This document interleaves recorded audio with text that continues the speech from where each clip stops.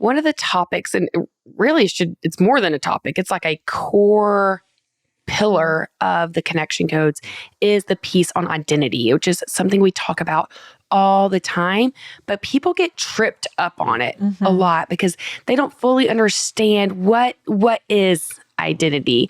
And so that is what we are going to be talking about today, of what identity actually is and how it plays a role in our own self, but also in how we show up for relationships and how it is affected there.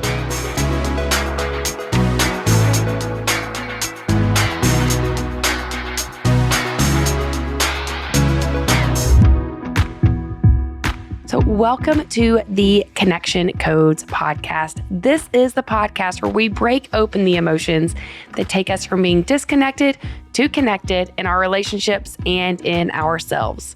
I'm your host, Tera, and joining me today is marriage and family therapist, clinical sexologist, Dr. Glenn Hill, and his incredible wife, Phyllis Hill.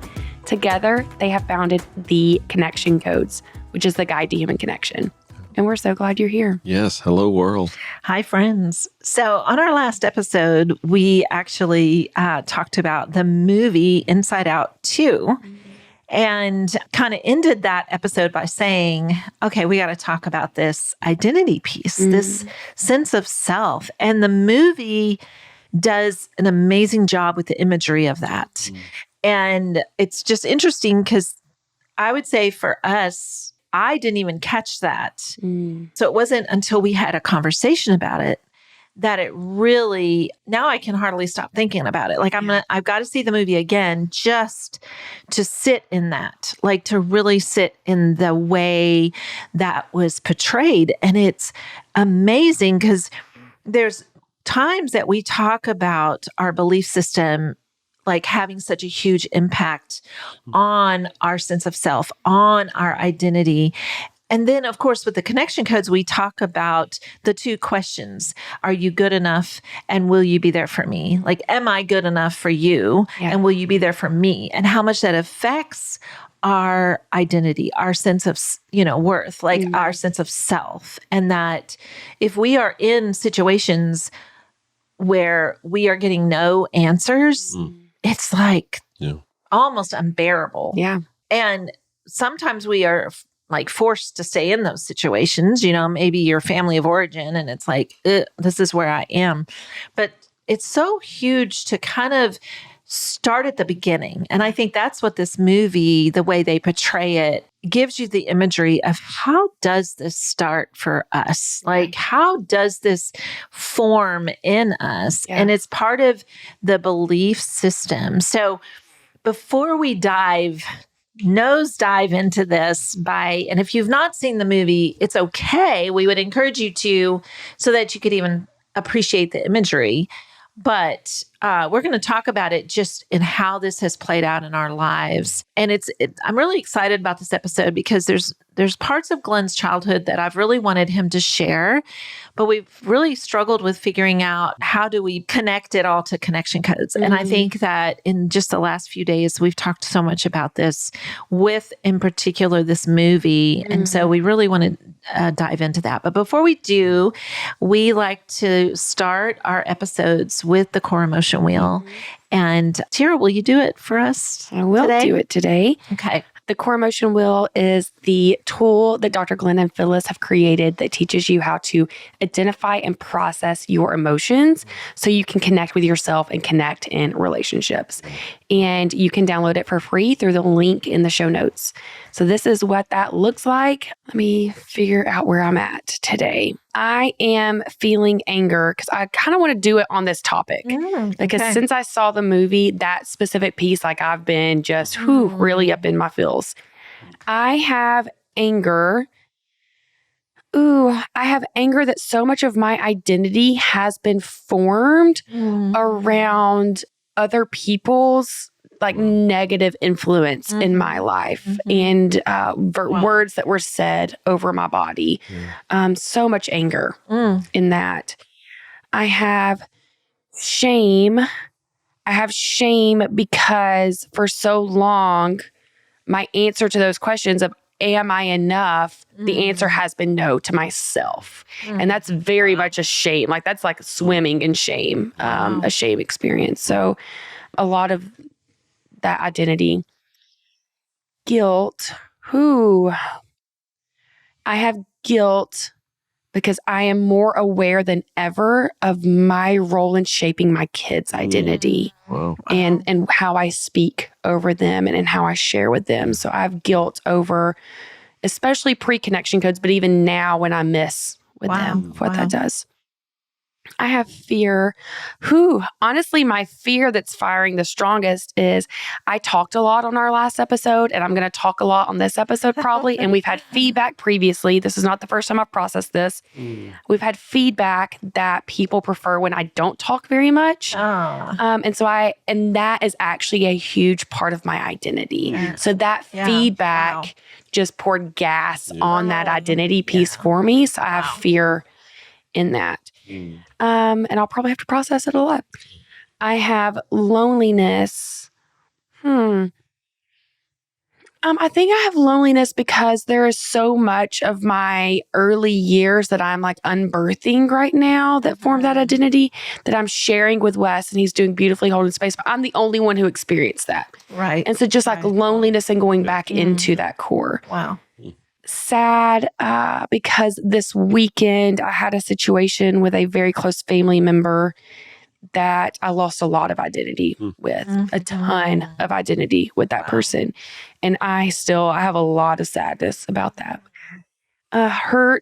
Same hurt in my life, the pattern of not being shown up for, not being chosen, not being enough for others. Wow. And that's just been really emphasized lately. Wow. And my joy is in being able to have these conversations, honestly, and share this with our audience and have these deep conversations with Wes, because I feel like we have had the connection codes change our lives. And now we are like taking it to a whole nother level with accessing these core emotions on a regular basis. So much joy in that. Wow. Yeah. Wow. Thank you. Thank you. Thank you.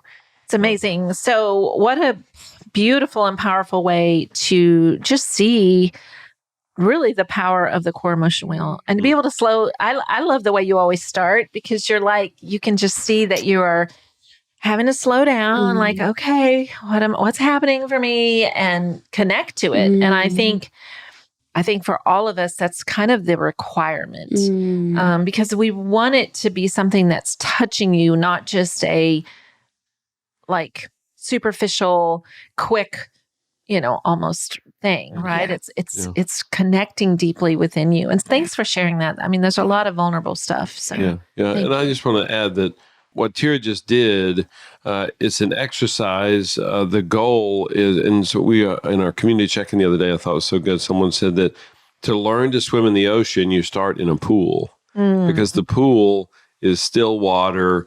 It's shallow. You're not getting knocked back and forth by the waves. And so your goal is to be able to swim out in the ocean and just be this wild, crazy competitor. But you got to learn to swim in the pool. When you start learning swimming in the pool so that you get good at it, then you'll be able to do the more challenging thing. The goal for Tera is to be able, in the moment on a Thursday afternoon, Saturday morning, to be able to say, first to herself and then to Wes, to her kids, to her mom, her friends, whoever, to be able to convey what's happening for her. But she starts in the pool so that she begins recognizing it. No, she was coded this way from birth. We all are. She conveyed it authentically, vulnerably, really, really effectively, efficiently, proficiently when she was 12 months old. Somewhere along the way, she got knocked off course and stopped doing it. And this is true for everybody I know. So now we're just retraining ourselves, and it's retraining because we already did this when we were little, then we forgot. So what Tera just did is the exercise so that on a Friday morning, she's able to recognize it and then convey to Wes, whatever it is, that, babe, I feel a lot of fear in that. Oh, and there's some pain in it too. So it's in the moment, because that's what we're hardwired to do, is not let what we call the emotional dams build up, and then we get flooded, and then there's no telling what's going to happen next. So it's just important that people get that the exercise is amazing, but it's just an exercise. It has a goal in it so that you can process it in the moment. Wow. And if you didn't listen to last week's episode, that is where we really dive into this and what really the goal of it is. We deep dive into accessing these emotions and the power that can happen when you do. So please go back and listen to that episode if you have not already. And so we wanted to continue to dive. We are dissecting the movie Inside Out 2. And because it's just such a powerful representation of what the mission is here at the core, the connection codes, and that is being able to access those core emotions so you can live connected with yourself and show up as your authentic self to connect in relationships. And this week we're going to be diving into that identity piece, which is what you are setting us up for.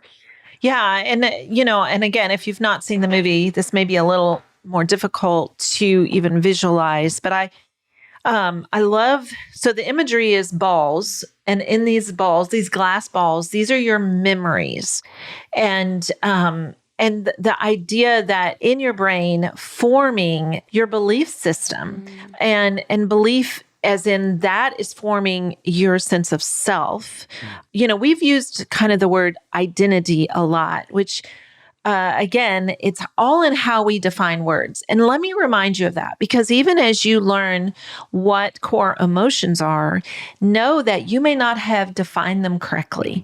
We talk about this often, like the word lonely.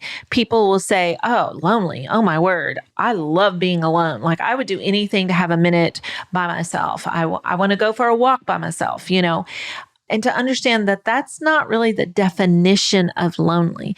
The definition of lonely is better understood as I don't feel supported in. So it's not necessarily connected to humans. It's something in your life where you don't feel supported. And it could be something as in, oh my word, I'm totally responsible for the income that supports me or supports me and my family. I am all alone in the checkbook or the budgeting, or there's areas in your life where you are you don't feel supported. Yeah, and you use the word definition. It's just as much the experience of it. You can experience loneliness in a crowd of 150 people. Right. It's like, well, you can't be lonely because you're surrounded by 149 other people.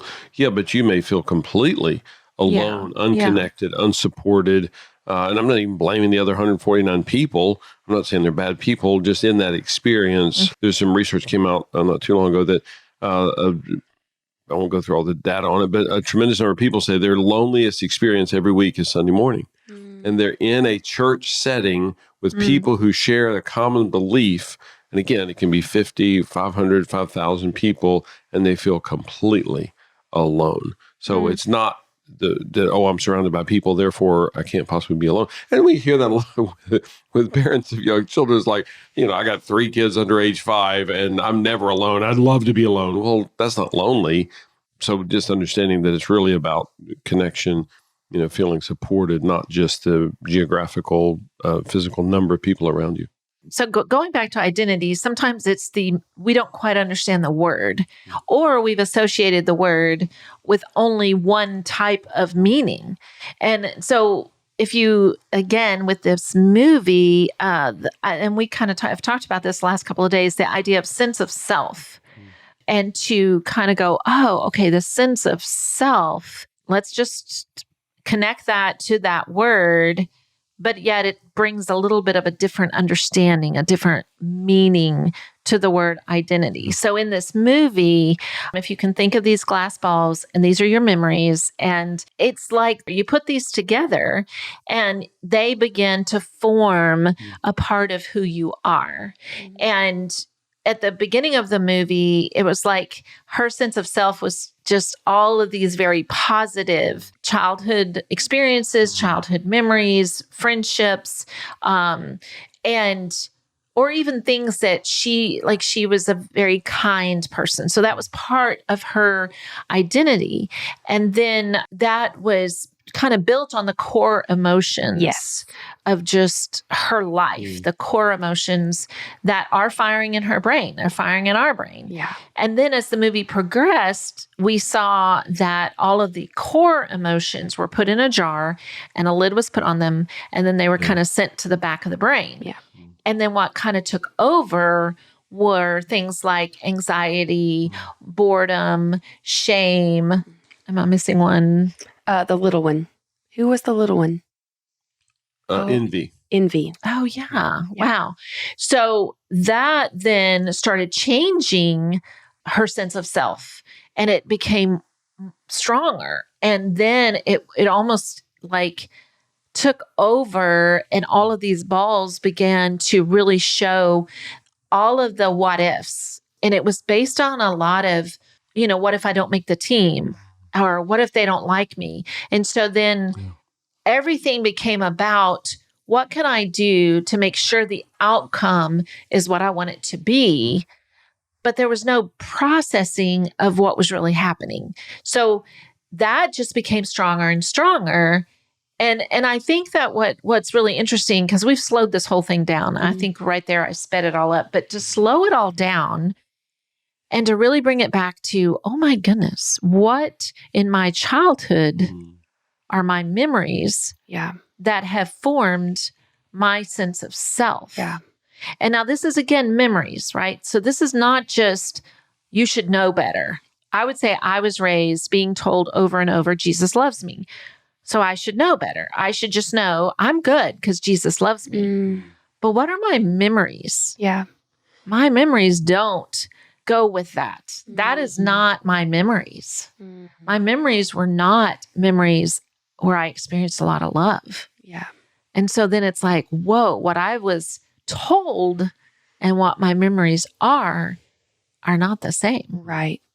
And you could replace even that word memories with experience, like your experience, because even today, every memory is a moment that actually happened. So it was how you experienced that moment. Yeah. Because the reason identity is so important and what we talk about is because a loss of identity is like, it is the number one fundamental need of humans. We need to have a sense of self. We need to know I matter. I am here, I am real, and I matter. And that is what allows us to show up in the world with our core and with being attached to ourselves. Because what we witness in this movie is that Riley loses her identity. All of those experiences formed it, and then they rip it off and throw that identity. She literally loses her identity for a bit. And that's what their core emotions are trying to get her identity back. And so when she lost identity, that was when she lost her sense of self and she started to question, who am I? And so much of that is what we do in our own bodies every day and in our relationships all the time. So if our core beliefs about ourselves start out as, I am good, I am kind, I am a helper, I'm curious, whatever these things we believe about ourselves, and then someone walks into the room and says, you are bad. Well, now our experience tells us that is different from our core identity. So we lose identity. And identity doesn't necessarily mean it's lost forever. You know, it reshapes, it reforms. But in that moment of that experience of someone saying something hurtful to you or ignoring you or giving you a still face, you lose that sense of self. And that loss sends our brain into panic and wondering, am I enough and do I exist? Yeah. And I want to go over just in the beginning of the book, the beginning of the Connection Codes Foundations Masterclass. We talk about our working definition of identity is we're asking the questions, do I exist? Do I exist to you? Do I matter? Do I matter to you? Do I have value and significance? Do I have value and significance to you? And am I good enough? Am I good enough for you? I'm not saying I'm not good enough. And I'm certainly from a faith-based perspective, not saying I'm not good enough to God. I'm talking about, I walked in the room, I said hi to Tera, and she ignored me. Now, I'm not saying I have to, that's it, my life is over. But in that moment, something funky happened. I'm like, wait, I thought Tera was my friend. I thought she valued me. I thought I mattered to her. And for some reason, in this, I'm talking freeze frame, in this moment, I don't matter to her. And again, for those of you who struggle with this, the converse of this we would have to say, I am never affected by anyone, no matter what they do. Well, that's not true. There's nobody on the planet that's true for. It doesn't even make any sense. So, of course, whenever I walk in the room and I say hi to Tera and it's just blank, it's just a still face, I will lose identity. Again, I'm not saying my life is over. I'm just saying in that moment, that feels weird to me. I feel a little bit less valued, a little bit less seen, a little bit less significant to her, because all the other times I've walked in the room and said hi to her, she's said hi back. That's like we're friends. We have a connection. We have a relationship. And now for some reason, I don't know what's happening with her, but maybe I did something to piss her off. I don't know. But in that moment, it becomes significant for me because she matters so much to me. So again, some people struggle with this whole concept. We're not talking about macro identity, especially for faith-based people. We're not talking about your identity with God. We're just talking about your interactions, what happens moment to moment as it's occurring. And we do lose a little bit, and you can call it what you want, I don't care, but we lose a little bit of identity, a little bit of our sense of self, a little bit of our value to that person and with that person. And if that happens, pick a number, 19 times with Tera, I'm just going to stop being around her. And now she calls me, she's like, hey, Glenn, you know, we haven't spoken in weeks. I'm like, yeah, because every time I speak to you, you're blank with me and I lose identity. And eventually I will just move away from her. And this is true in relationships all over the world, including in marriages, including with parent-child. And one of them is losing identity and eventually they just move away. I'm not saying geographically necessarily, although plenty of people do that as well, but relationally, they will move away from you. I would say it's at an even higher expense when you're looking at your marriage and your kids. Oh, my goodness. Yes. You know, for me to lose identity with a neighbor, you know, how often does that happen? I walk on my sidewalks almost every day and I'll wave to somebody and they don't wave back. And I'm like, oh, okay. You know, maybe they didn't see it. I have decided I'm going to hold my hand up until I know they see me and then I'll put it down. But that is a loss of identity. Yeah. But if I lose my identity with my best friend, it feels different. Yep. But if I lose identity with Wes, that is super painful. Mm-hmm. And then with my parents, super painful. And so I think often we miss that part when we're talking about it in our marriage relationship and in our parenting. We don't realize what a huge impact that is making on our being when we're losing identity, or our spouse's being even. And so that's why I love that movie so much, because you get this beautiful imagery of what makes this person their sense of self. Yeah. And it's these beautiful chords that all come up and they're bright, and the identity, when it's in a healthy state, when it's operating from the core emotion, it is really beautiful and intricate. And when we can see each other from that lens, wow, how connecting that can be for each other. Yeah. And it is when these external, when her core emotions are hidden and she's now functioning from a place of dysregulation and her identity is shifted. She loses identity because she fears that she's not going to make the team. She loses identity because these people, she wants their approval, but she doesn't feel like she's getting it. So all of these times that she's losing identity, new strands are being created inside of her. Yeah. And when we can look at people and think about the strands that have made them, the level of compassion that we can have for each other is so different. Yeah. And that's why I love thinking of it in that way. And now with my kids, I'm just like picturing, I'm like, okay, I see your beautiful face and I love seeing it, but I just want to see your strands too. Yeah. So I can see when I'm accidentally snipping one that I don't realize that I'm snipping. I wish that at some point in the movie, we had seen one cut, what that could have looked like. And because we do that to each other all the time, but we don't know, if we're cutting that good one of I am enough. Nope, you're not. And I love that. Sorry, I was going to say real quickly. I love that in the movie when one of the strands we get what do you call that with a guitar string twicked? Yeah, like called? You're strumming it. Is that I don't know, but it's like vibrating. There's a word for that. Vibrating. I mean, the chord was vibrating. It would give a message, and it would be a flashback to when Riley, when she was 8, and she heard that message, whether it was positive, negative, good, bad, beneficial, detrimental, that every time that string was plucked, that's the word. Every time that string was plucked, she would hear that message. Yeah. And it may have happened once Yeah. when she was 8, and she's heard that message 1,906 times. Like, what? No. That was just one person that said that to you when you're 8. Sorry, welcome to humanity.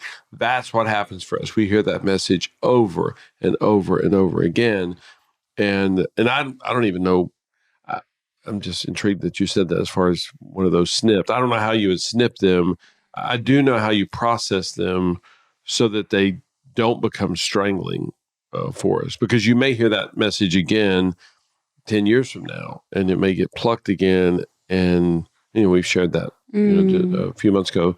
Phyllis had a memory from about 30 years ago, and she just shared it in the moment. So I didn't have any strangling for her, and I handled it well. I oohed her, which was really cool. Well, I think with what you're referencing, I'm going to finish out that thought that my core emotions showed up. It was hurt. It was pain. And I had a choice in that moment, is to share the memory with you, the hurt that happened 30 years ago.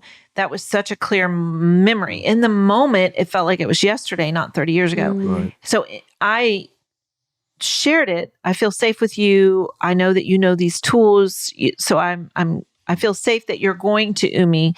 But it was there was fear in me because I had a choice in that moment. Yeah. And the other choice was to disassociate from that memory and not share it. And in the moment of disassociation, it would be a stuff it away, put it back down, get rid of it. And that might happen after a minute, or it might take hours or days, because the memory was so vibrant in that moment. And that is, to me, the power of these tools, and is to be able to share authentically and know that the other person knows how to show up in that space and to sit in that pain and to ooh, which is an audible response, not a defensiveness, that was 30 years ago.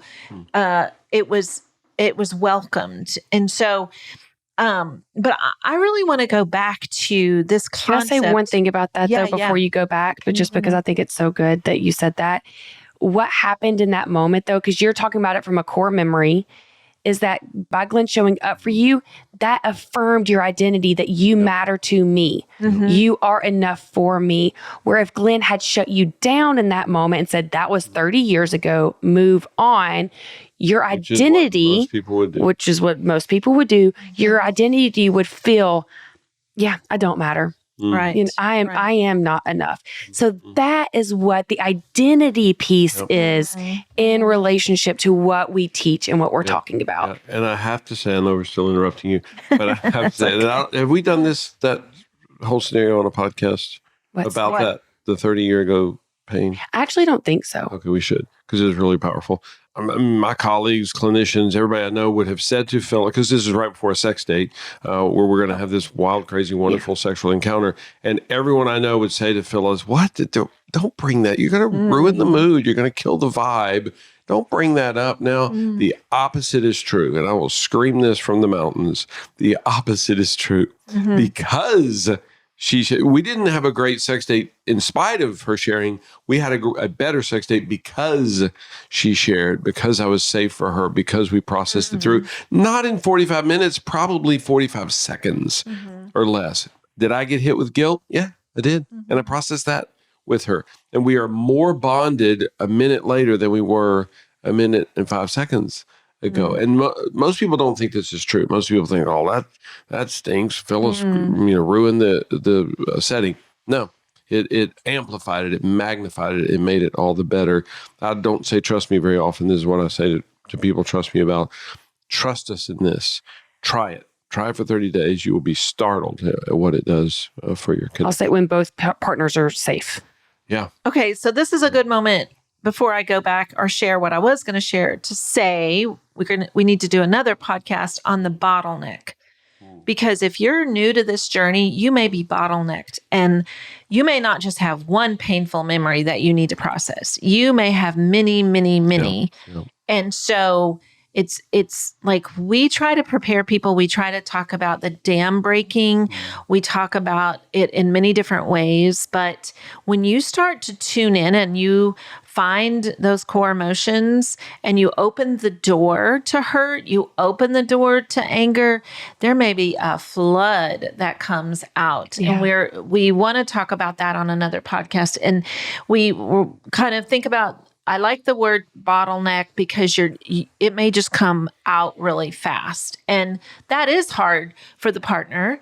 But again, it's like, this is how you get to healthy. Yeah. This is how you get it out. And, we do talk about it in different ways. I mean, you think about something that's gotten infected in your body, you got to get that gangrene out or it'll kill you. Is that surgery fun? No. Is it painful? Absolutely. But that is what your body needs. Yeah, and we don't have an option. We don't have an option. And if you've been listening to our podcast, I share about my journey through anger.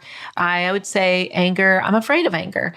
Anger was not permitted. Anger was wrong. Anger was not allowed. And so in my journey over the last year and a half, I've done more opening doors to anger. And Glenn lately especially has been saying, babe, I think you have a lot of anger towards me. And I totally get it. And I'm like, he's opened the door wide and I'm just still not ready to walk in that room to really start taking all the things off the shelf. And I get the journey. That's part of my point. I get the journey that at times there's just a lot. There's a lot to unpack.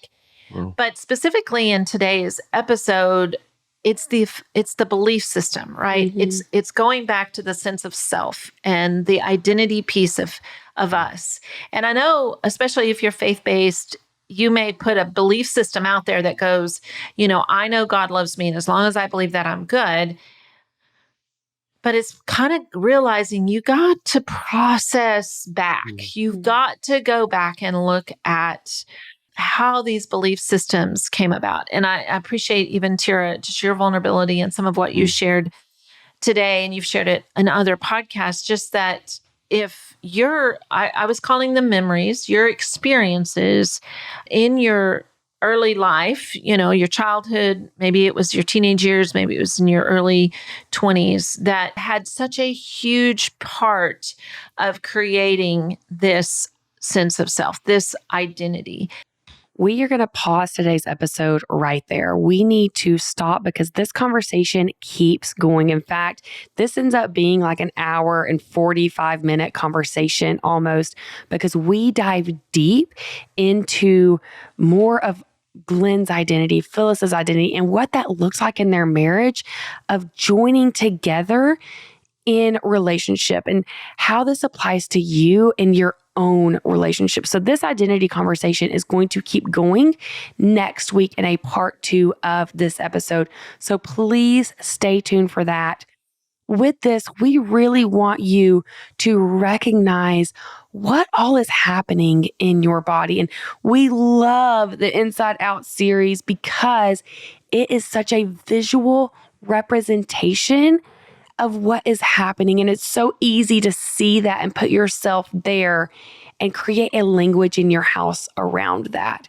So I encourage you to go see, if you haven't seen part 1, but see both of those movies and tune in to each other's identity and recognize that when we say that word, we're simply talking about your sense of yourself.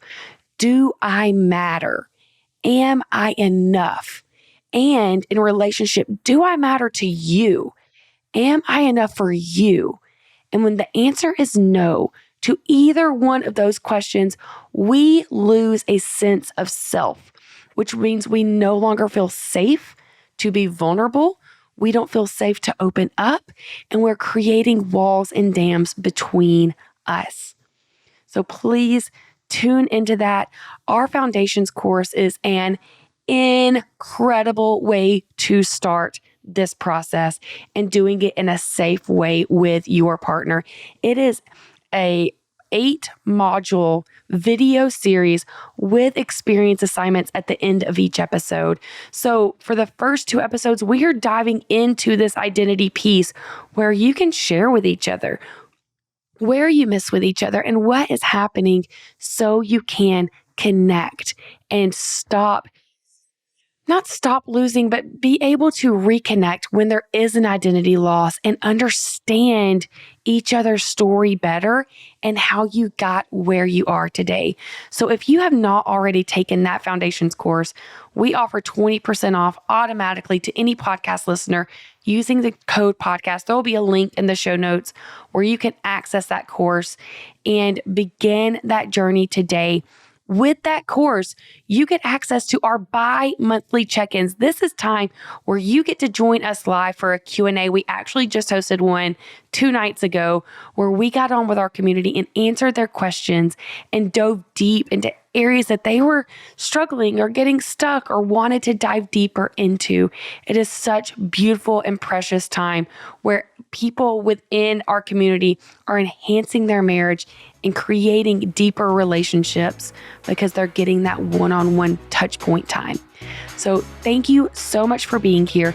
Share this episode with your best friend. Say, I see you. I want you in my community. And here is a great place to start. So we do all of this because, as Dr. Glenn and Phyllis say, you need this, you deserve this. So let's do this.